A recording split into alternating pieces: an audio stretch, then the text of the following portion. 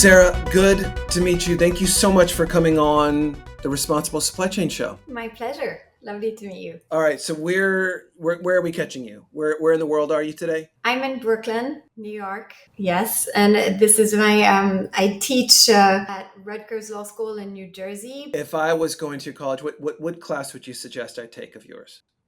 Of mine. Well, Yeah. so I teach contract law to all first year law students, and I also teach corporate social responsibility / business and human rights. And the project that we're going to be talking about today, the Responsible Contracting Project, marries both of those.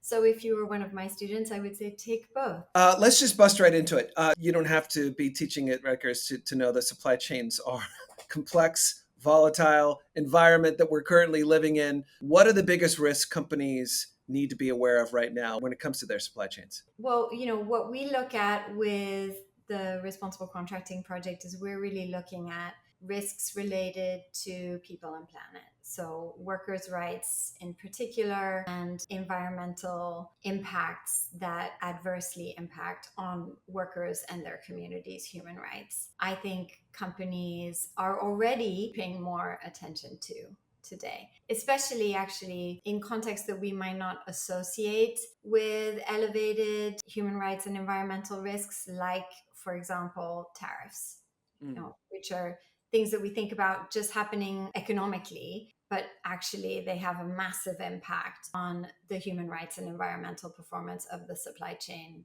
all the way through. Say more about that. We learned about this with COVID initially. When you either dramatically increase or dramatically decrease your orders from manufacturers, that has a knock-on effect on working conditions and even access to employment. So, for example, if you are massively decreasing your order from a factory because, for instance, it is located in a country that is now going to be hit by way higher tariffs, that can foreseeably lead to the dismissal of many workers, right? Or it can lead to workers being terminated or not paid for work that they have already done because there isn't new money coming in to pay their wages.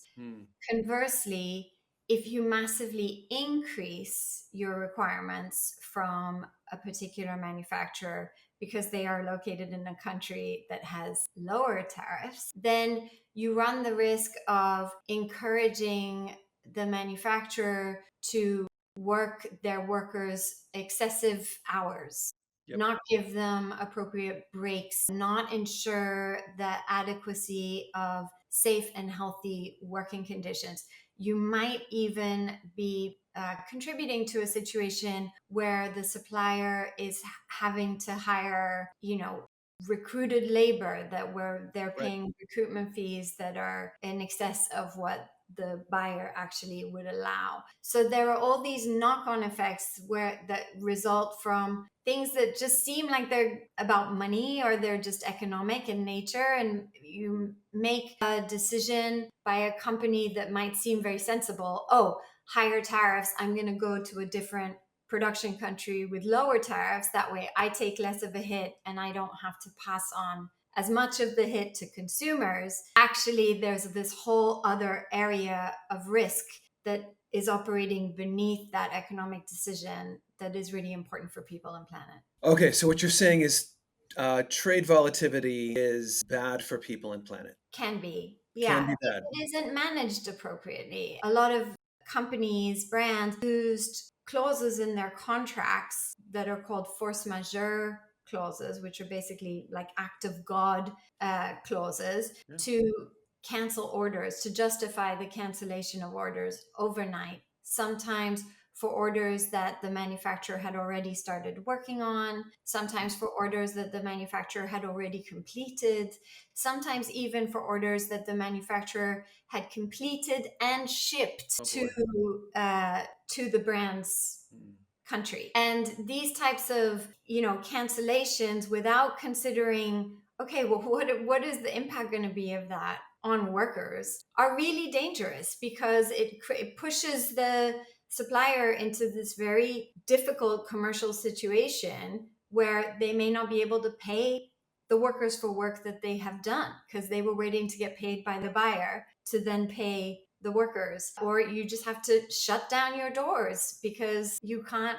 continue as a working economically sustainable company, and that leads to unemployment. So these are the types of things that we saw happen with COVID that we're seeing again happen now with the tariffs, where companies are just shifting operations or trying as much as possible to pass the heightened costs resulting from the tariffs onto suppliers. Mm, mm. Yeah, I think that I think it's fair to say that chaos is the new black and the new normal when it comes to supply chains. We're recording this a week after the United Nations General Assembly speeches last week, where in one speech, President Trump gave a very passionate get out of climate related issues speech, and then within a surprising turn of events, Xi Jinping, China, comes in and says, actually, we're going to double down and focus on this. I mean, the level of whiplash that sustainability professionals must be feeling right now when it comes to where is the world going. We're still fresh off this. I think a lot of people are still trying to read the tea leaves. Everything that I've heard about China's, I think they're talking about reducing emissions by 7 to 10% over a relatively short time frame. Everything that I've heard is that that is a floor, not a ceiling.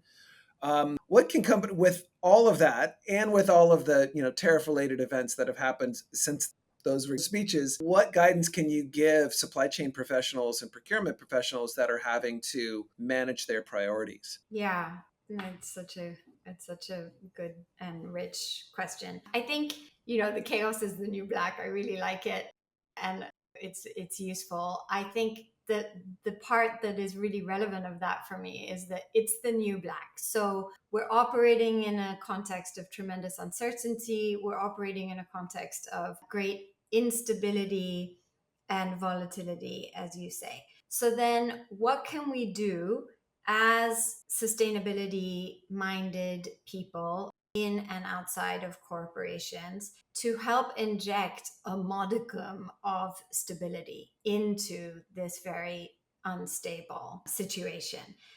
And I think there is a fair amount that companies can be doing, if in particular if they focus on, we're not going to wait for the chips to land. We're just going to start taking measures now to create as much stability as we can with our suppliers, in cooperation with the companies that we are working with across our supply chain. So rather than the wait and see, take proactive measures now to introduce as much stability as possible. So, You and I'm take a certainly more responsive approach than reactive, meaning proactive. Yeah, yeah, proactive. Yeah, yeah. exactly. And I'm not saying it's easy, but there are certain techniques that we've already heard of companies using to do that. And I can talk a little bit about those, but I just want to say that I think one lens through which companies seem to be finding it helpful to analyze risk through and manage risk through is the idea of supply chain resiliency. Yeah, what does that mean? That's a big word. So I think of it as, again, like coming back to COVID. A lot of companies, a lot of brands essentially severed their relationships with Yeah. suppliers while the lockdowns were going on. And then a lot of them also did things like, okay, we're going to stay with you. We're going to pay you for this order, but we're going to ask for a 60% discount, something like this. These sort of backward looking changes to the terms that are actually very harmful for the suppliers. And one of the things that we say at the Responsible Contracting Project try to highlight for companies is that the company's own purchasing practices, including how you set and change commercial terms, has a huge effect on how the supplier themselves can protect their workers. There's a correlation between the buyer's purchasing practices and the ability of the supplier to uphold the buyer's own human rights standards. Interesting. And so, So yeah, tell yeah. me more. Well, so just on the stability thing, I'm certainly not saying it's easy, but one thing that companies can do, thinking proactively, for example, is to say, okay, we don't know exactly where things are going to land, but we can anticipate that it's going to fall, like the increased tariff costs are going to fall somewhere between here and here. We can come up with a model to share that loss with you, supplier. Maybe we take 80% of the hit, you take 20% of the hit. In exchange for you taking 20% of the hit, we agree to keep the price stable through the end of the year. Regardless of where the tariffs land, for instance, just as an example, or regardless where the ultimate losses land, we keep to our formula, and we have that allows us to have some visibility into the future that we can orient all our other stuff around: production schedules, how much worker capacity we reserve to deliver on this order, make other adjustments. Maybe you go, while we're in this locked price system, you go, you find other suppliers, I go find other buyers. It gives us some wiggle room that allows us to continue doing business without just this sort of chaos totally taking over, and or decisions being made at the very last minute that are really disruptive. And what we learned about, sorry, just coming back to this, what we Yeah. learned about supply chain resiliency with COVID is that with these last minute cancellations, or overnight, I should say, cancellations or term modifications, the relationships between buyers and suppliers were really damaged. I mean, some suppliers went under because of this. Many, in fact, had to close their doors. And then when the economy picks up again, you don't have Yeah. the supply chain to come back to. So that's what I mean with resiliency. Yeah, I mean, I think that the challenges that our listeners face are they deserve more than buzzwords. Um, and when I think about resiliency, as much, and I love words so much, but they don't hold anything unless they mean something. And it's what I'm hearing you say is that resiliency is a bit of a mindset. You're thinking long term, being proactive, Mhm. making decisions that are going to help not just this quarter but next year. Is that am I on the right track? Yes. And it's relational. I think that's a really Highly important relational, piece. Yeah. but also it's hard not to be transactional Mm-hmm. when the sky is falling. There's this axiom that in chaos there is opportunity, and that is a mindset. That's not a playbook. That's a mindset going chaos is the new black. There's opportunity to be able to build a better business inside of this.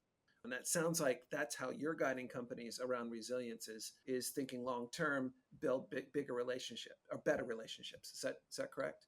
Yes. And I think there's all the stuff that we care about at the Responsible Contracting Project, which is more about, fairness and equity and shared responsibility Yeah. for the ethical, human rights, and environmental, non financial aspects of corporate performance. Yeah, I want to push into that. So your background is law, and teaching international development contracts. That's an interesting space to focus on. It just in a world now where we like have our contracts read with AI and so probably sometimes admittedly built in AI, like Mhm. this is an interesting space. What is the definition of a contract? I mean, why don't we talk about how contracts are used, right? Okay, taking it So back. because that'll help, I think, gel the thing. So contracts are used typically to advance a joint endeavor, right? Stuff that is going to happen in the future Hmm. often needs to be spelled out in a contract, especially if it's like a complex transaction or some kind of a relationship that is anticipated to go for more than a week, let's say. We Mhm. need to understand what are our respective obligations as Mm. part of this joint enterprise. What are you going to have to do? What am I going to have to do? When am I going to have to do it? How am I going to have to do it? What are the standards that you want me to do it under, Hmm. right? So all of these things get spelled out in a contract. We think about the contract as having multiple functions. So one is a legal function Yeah. in the sense that, whatever you put in a contract Hmm. in principle is legally enforceable. It's a binding obligation. Whatever you say you're going to do, once you put it in a contract, you have to do it. And if you don't do it, that means you're in breach and I can sue you for breach of contract, right? That's the legal aspect. Importantly, what comes under the legal aspect is that we know many, many companies use their contracts as a way to make their own human rights and environmental policies and standards Hmm. apply across the supply chain. So we have rules here in the US about labor rights, for example, Hmm. but those rules don't cross borders. Hmm. What makes them cross borders is the contracts, right? The contracts are a way to take your own standards, your own policies, norms around labor, and make them binding across borders, something that US law can't do on its own. Does that make sense? It does. So, I sorry, love. that's just the legal bit, but yes, go ahead. No, I mean, contracts to me, obviously are so important, but they also just seem like table stakes, and it's just like it's what I need to go to get through to get to the thing that I want to do.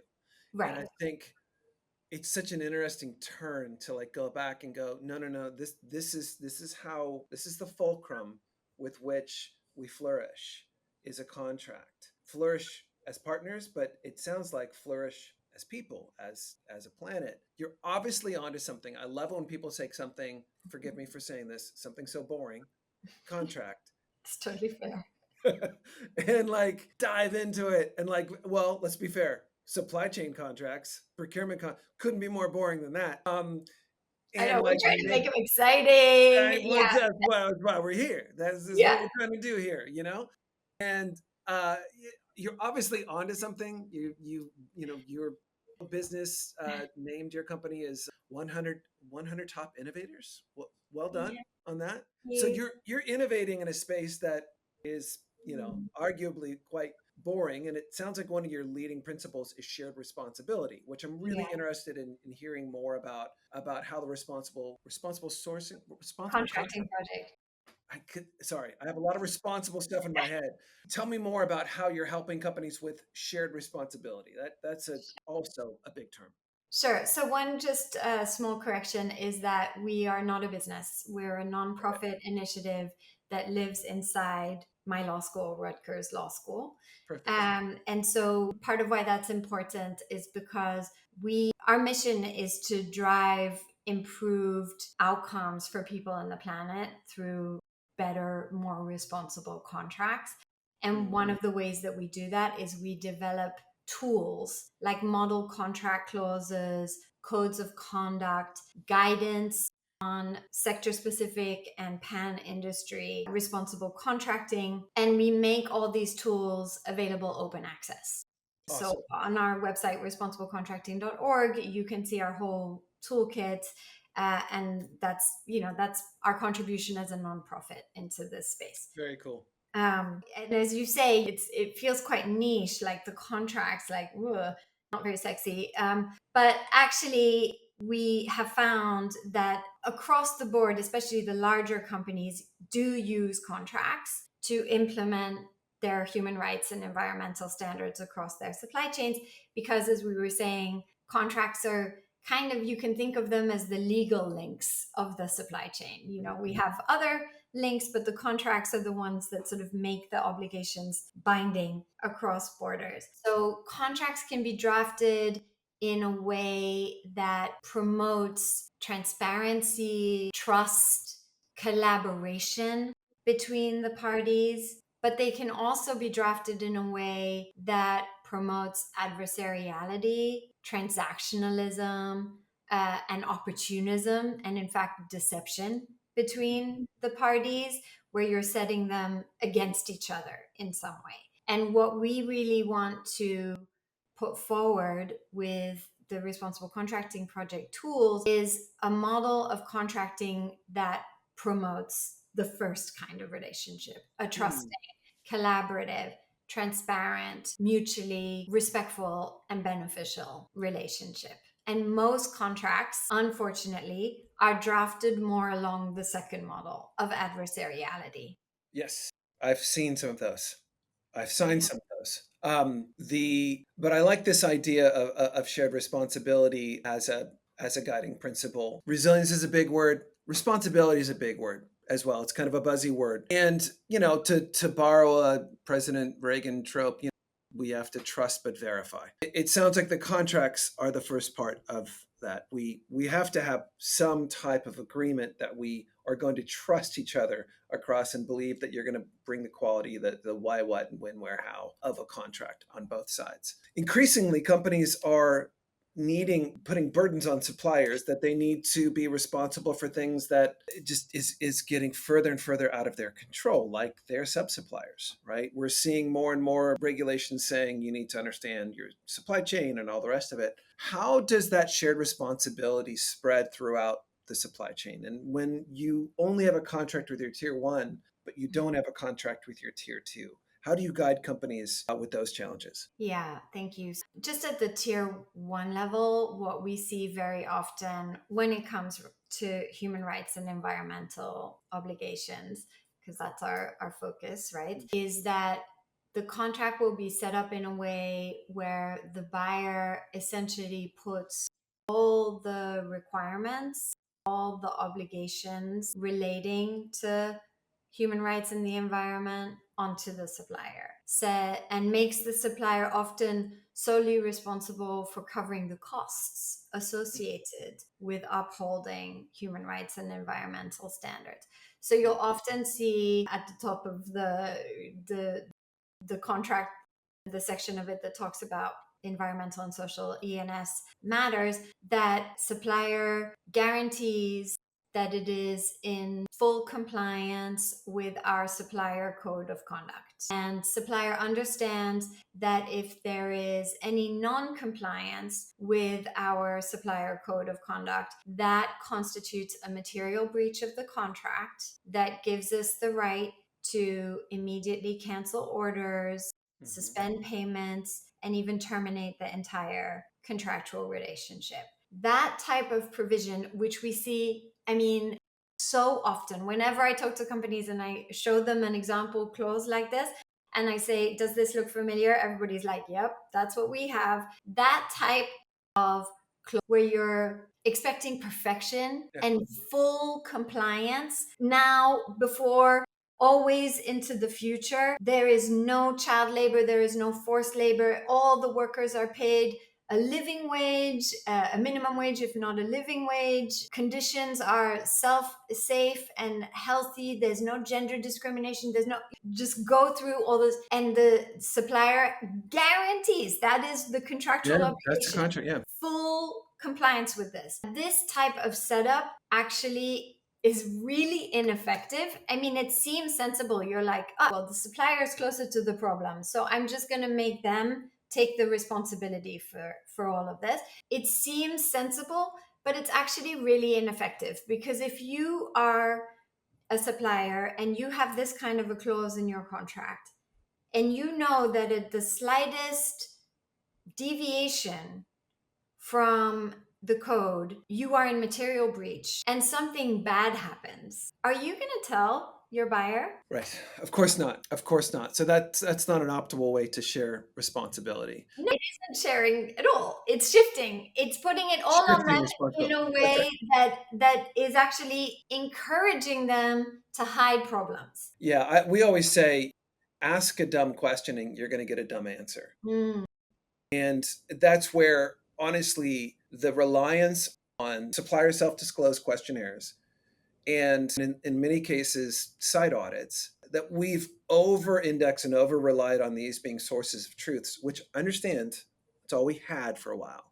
But the problems and the expectations on companies to address these issues has far extended the benefit that a self-disclosed questionnaire, especially when it's full of inane questions like, do you use child labor? Yes.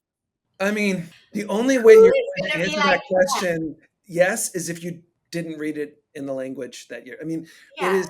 or you really don't want the contract with this? Yeah, Yeah. exactly. Yeah, it's just it amazes me that those questions. Like honestly, for anyone listening, if your company has that, just quit. Just leave the company. You've clearly are asleep at the wheel when you're asking suppliers that question. It drives me crazy. And I think that the shared responsibility, when people hear that, when buyers hear that, they think the shared responsibility is going that way. I believe the way I interpret what you're doing is it's a two-way street. You as a buyer have to share some of the responsibility that's in the supplier supply chain and be willing to work with them on that because Yes. it's not going to happen any other way, especially when margins are so limited. Tell me if I'm wrong.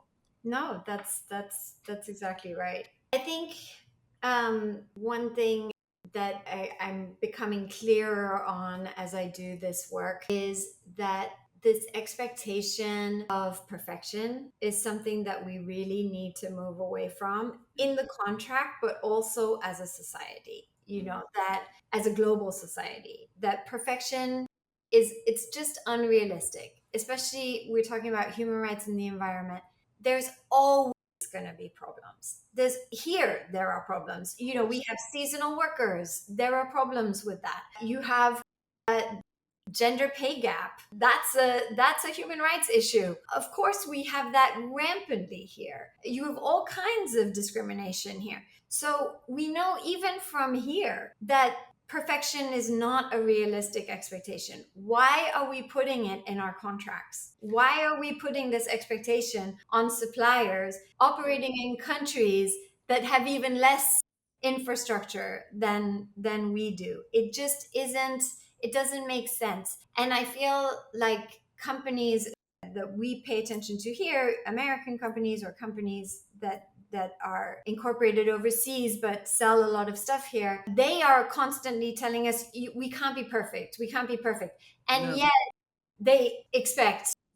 Well, and that's why so many of these supply chain due diligence laws are getting redrafted and reshuffled because of the time that we're living in. And I happen to agree. The absurdity of the expectations of some of these laws that are put on companies, this idea, and I have a real issue with the concept that we can mandate morality. I just think that is the height of elitism. We can make people treat people better. You cannot. I just don't believe that. What I like about what you're doing is we cannot do that, and we're coming to the realization that we can't, but we can make better agreements. Yes, we can make better agreements, and as you say, I think your intuitive interpretation of shared responsibility is exactly right, that rather than shifting all the risk, passing it down, that you have a commitment in the contract by both parties to work together to uphold human rights and environmental standards. And what that means is we will work together to prevent bad things from happening at the Yeah. outset, which brings in the buyer's own purchasing practices. Yep. How do we set prices? How do we set delivery timelines? Are they realistic? Is there a chance that they could contribute Yep. to adverse impacts on? And then also, how do we work together when bad things do happen? We That's should right. prioritize remediation, taking measures so that any victims are seeing their Right. grievances addressed, but also take measures to avoid this from happening again in the context of a relationship that we are cultivating together. One thing I will take issue with, though, Justin, Let's go. is how you described the due diligence legislation. Really appreciate and value and sort of celebrate about the EU Corporate Sustainability Due Diligence Directive, the CSDDD, is that it is actually not about perfection. It is not about strict liability. It is about process. Yep. So it does not say you cannot have anything bad happen in your Right. supply chain. If you do, you will be liable. It does not say that. Instead, what it says is you have to show us that you are taking, quote, appropriate measures to identify adverse impacts in your supply chain, potential and actual, meaning risks and materialized harms. You have to show us that you have taken measures to identify these adverse impacts in your supply chain. Basically, show us that you have done your homework. That's really what it is. And then you have to show us that based on your homework, you are taking appropriate measures to prevent these risks from graduating or escalating into harm. Yes. And if you have found a harm, an actual adverse impact, then you have to show us that you are or have taken appropriate measures to address that harm, contain it, provide remedies to the victims. And only if at each step you have failed, you didn't make any effort to do your homework, or you really did your homework very poorly, we all could have known that it was a poor effort at doing your homework, or you really, based on the information that you had or should have had, did not take appropriate measures to prevent. And even when bad things happened, you also didn't take appropriate measures to remedy or address, contain the effects of this adverse impact. Only then will there be a question about liability. So you really have to fail. You have many chances, in other words, let me put it in Many chances to fail. Yeah. you have many chances to avoid Yeah. failure. You Yeah. have many chances to avoid liability. It's really only as a very last, like, my God, were you utterly asleep at the wheel? Yes, and I agree with you. I think good regulation forces progress, in iterative progress. And I think the through line from CSDDD, whatever it ends up becoming, and the others, they point to that. But I think that the mindset that has been built in corporate social responsibility, sustainability is a perfection mindset, not a progress mindset.